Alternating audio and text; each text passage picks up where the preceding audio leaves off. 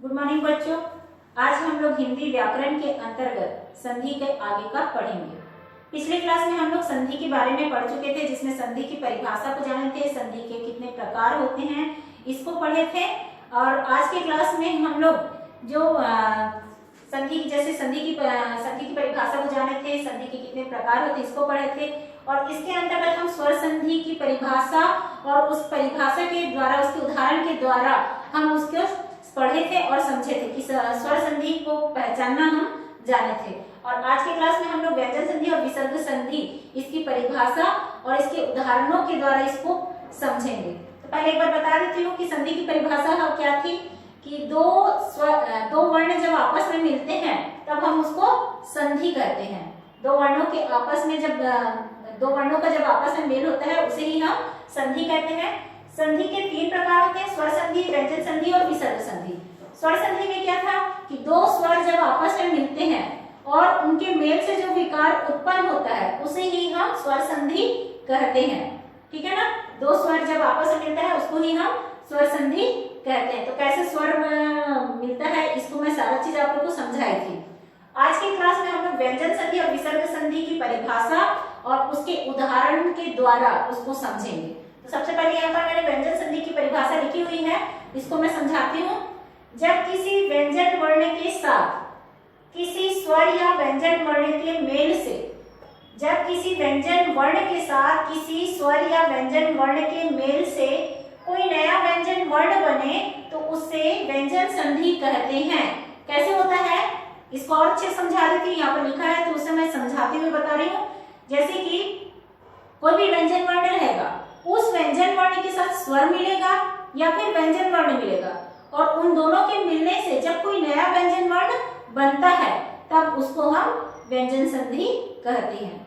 ठीक है, व्यंजन वर्ण रहेगा और व्यंजन वर्ण के साथ में ही स्वर मिलेगा या फिर व्यंजन वर्ण मिलेगा, और उन दोनों के मिलने से, चाहे स्वर मिल रहा है चाहे व्यंजन मिल रहा हो, व्यंजन के साथ में ही स्वर या व्यंजन मिलेगा, उन दोनों के मेल से अगर नया व्यंजन वर्ण बनता है तब वह व्यंजन संधि होता है। तो यहाँ तक अब इसकी परिभाषा आप लोग समझ गए। अब इसके उदाहरण के द्वारा मैं इसको समझा दूं। तो देखते हैं इसके उदाहरण को। सबसे पहले है यहाँ पर पहला उदाहरण जगन्नाथ। जगन्नाथ दिया हुआ है, तो कैसे यहाँ पर व्यंजन के साथ में स्वर का मेल हो रहा है या फिर व्यंजन वर्ण मेल हो रहा है, तब फिर वो नया व्यंजन वर्ण बन रहा है, उसको मैं यहाँ पर समझा रही हूँ। जगन्नाथ है तो हम यहाँ पर इसको तोड़ के देखते हैं। जैसे स्वर संधि मैंने आप लोगों को शब्दों को तोड़ना बताया था, वैसे इसको तोड़ के देखते हैं। जगन मतलब यहाँ पर क्या होगा, जैसे कि आधा ना दिया रहेगा, मैं इसका नियम बता दे रही हूँ। जैसे यहाँ पर जगन्नाथ दिया है, उन्नति दिया है, सज्जन दिया है, तल्लीन दिया है, उच्चारण दिया है। ठीक है, तो जब ये आधे आधे अक्षर इस प्रकार से दिया रहेगा, यहाँ पर आधा ना है फिर पूरा ना है, फिर आधा ना है पूरा ना है, आधा ज है पूरा ज है, ल है आधा फिर पूरा ला है, आधा च है फिर पूरा च है। तो अगर आधा ना, आधा ज, आधा ल, आधा च दिया रहेगा, अगर ऐसा दिया रहेगा तो उसके स्थान पर हो जाता है त। तो ना का क्या हो जाएगा, आधा ना है तो क्या हो जाएगा त, तो क्या बन जाएगा जगत। ये हो गया जगत। और त के नीचे हलंत लगाएंगे। क्यों लगाएंगे, क्योंकि ये आधा ना है, तो जगत हो गया। और उसके बाद हमारे पास में क्या बचा, नाथ। तो हमको यहाँ पर धन लगाना है और नाथ लिख देना है।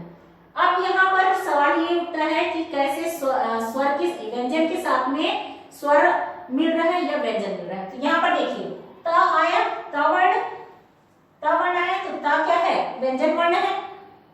अब ये कहोगे कि मैंने स्वर में बताया था कि कोई भी वर्ण जो है उसको, अगर कोई सा भी वर्ण रहेगा क ख ग, तो हम उसको अ के अंतर्गत लेंगे। लेकिन इसको अ के अंतर्गत क्यों नहीं ले रहे हैं, क्योंकि यहाँ पर ना था और ना के स्थान पर ना आ करके, मतलब वही वर्ण नहीं आ करके क्या आया है, त आया है, इसलिए ये क्या हुआ, व्यंजन हुआ। तो व्यंजन के साथ में किसका मेल हो रहा है, ना में आ की मात्रा लगा है तो आ पढ़ेंगे, इसको आ की मात्रा लगा है तो आ पढ़ेंगे।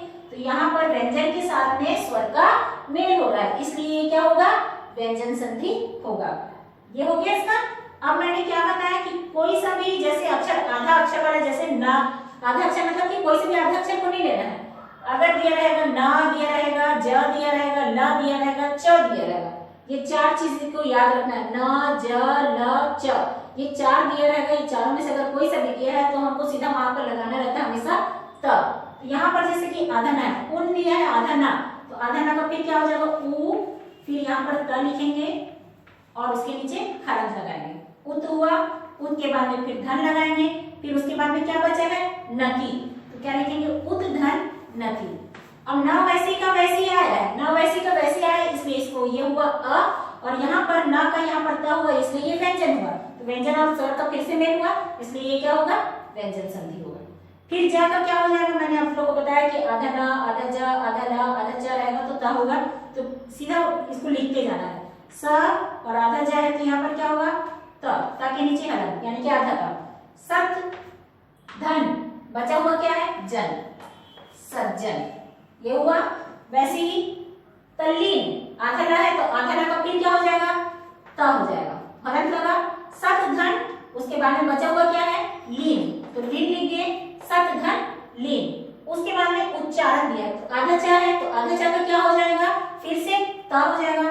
उत, उत धन क्या हो जाएगा चारण, यहाँ पर बचा हुआ चारण है तो चारण को लिख दिए, तो क्या बन गया उत धन चारण। यहाँ पर देखिए ये व्यंजन हुआ, चारण यहाँ पर आ की मात्रा है तो क्या हो जाएगा ये आ हो जाएगा।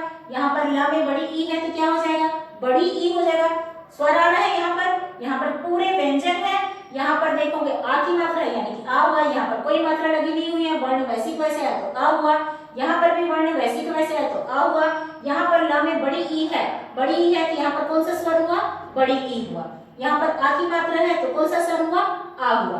तो यहाँ पर व्यंजन के साथ में आ का मेल हो रहा है, यहाँ पर ई का मेल हो रहा है, यहाँ पर अ का मेल हो रहा है, यहाँ भी अ का, यहाँ पर आ का। इस प्रकार से व्यंजन के साथ में यहाँ पर स्वर का मेल हो रहा है। अब इसके बाद में अगला उदाहरण देखिए सदाचार। सदाचार दिया हुआ है तो जिस प्रकार से यहाँ पर मैंने बताया कि आधा न रहेगा, आधा ज रहेगा, आधा ल रहेगा, आधा च रहेगा तो उसका हो जाता है त। वैसे ही द रहेगा तो भी उसका होता है त, द के स्थान पर भी होता है त। तो द के स्थान पर क्या हो जाएगा द का भी क्या हो जाता है त हो जाता है। तो यहाँ पर सदाचार है तो स और द का हुआ त, तो क्या हुआ सत, सत हुआ। और उसके बाद क्या बचा है आचार, तो यहाँ पर लिखेंगे आचार, ये हो गया। इसको याद रखेंगे, ये इसका नियम है कि यहाँ पर कोई सा दिए जैसे आधा ना आधा ज आधा ला आधा च रहेगा तो उसका ता होता है, द भी रहेगा तो उसका ता ही होता है। तो ये हुआ सत धन आचार, सदाचार, ये हो गया। उसके बाद में अब देखते हैं आगे का, जैसे यहाँ पर दिया है दिग्गज। इसका मतलब ये नहीं है जैसे कि यहाँ पर द है तो सभी में त ही होगा, अलग अलग वर्ण का अलग अलग होता है। यहाँ पर मैंने जो जो वर्ण बताए हैं इसको याद रखेंगे कि ये वर्ण रहेंगे तभी उसका ता होता है। दर है चाहे आधा ल च ज न रहे इसका ता ही होगा। मगर यहाँ पर देखिए अब दिग्गज आधा ग आया है तो इसका ता नहीं होगा। वागिस अब यहाँ आधा ग है तो इसका यहाँ पर आधे अक्षर वाला था तो हमने त लगा दिया तो यहाँ भी त लगा देंगे, ऐसा नहीं है, गलत हो जाएगा अगर ऐसे लगाओगे तो। इसका नियम यही याद रखोगे कि ये वर्ण रहेगा आधे अक्षर वाला रहेगा तो उसका ता होता है, द रहेगा तो भी ता होगा।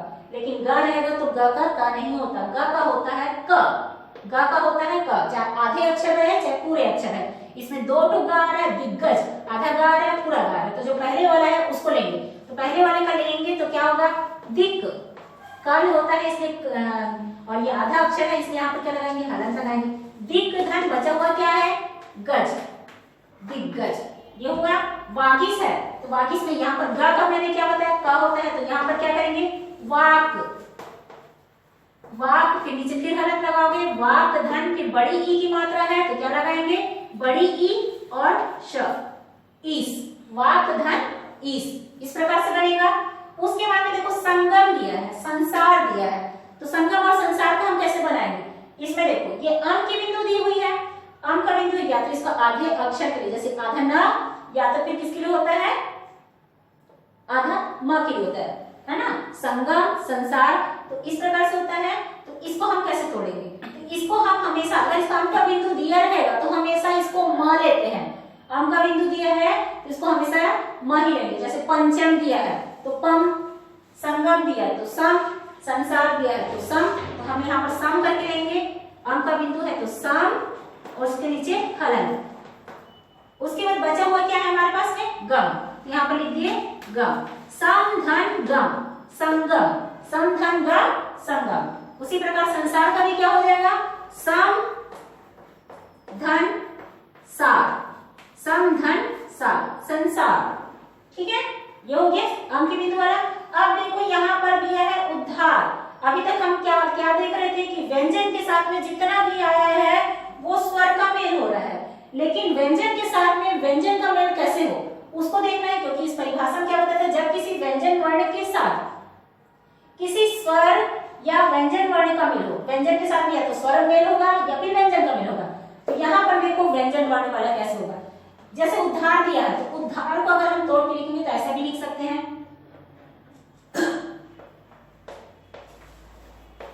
ऐसे इस प्रकार से भी लिख सकते हैं उद्धार को। तो द का क्या होता है मैंने बताया, ट बताया था, तो यहाँ पर क्या लिखोगे, उत। अब उसके बाद में उद्धार, यहाँ पर धार लिखा है तो ध का होता है ह, ध का होता है ह, तो ह हुआ और उसमें आ की मात्रा लगी हुई है तो आ की मात्रा और र, ये हो गया उत धन हार, उद्धार। यहाँ पर देखो ये वर्ण परिवर्तन हुआ है, ये भी वर्ण परिवर्तन हुआ, तो व्यंजन के साथ में व्यंजन का मेल हो रहा है और नया व्यंजन वर्ण बन रहा है, इसलिए ये व्यंजन संधि है। ठीक है, उसी प्रकार से एक और उदाहरण बताती हूँ, सडासन।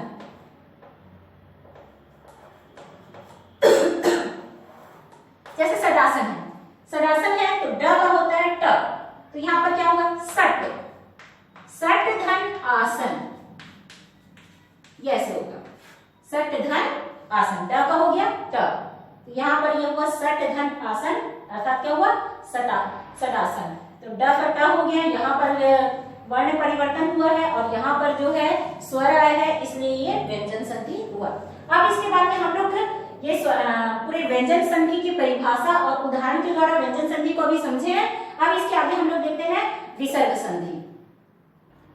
अब देखो विसर्ग संधि में, विसर्ग संधि की परिभाषा यहाँ पर इस प्रकार से है, विसर्ग के साथ किसी स्वर या व्यंजन के मेल को विसर्ग संधि कहते हैं। विसर्ग लगा हुआ रहेगा धन के पहले और उसके बाद में कोई व्यंजन वर्ण रहेगा या स्वर वर्ण रहेगा, उसी का मेल होगा, आपस विसर्ग के साथ में मेल होगा, उसी को ही विसर्ग संधि कहते हैं।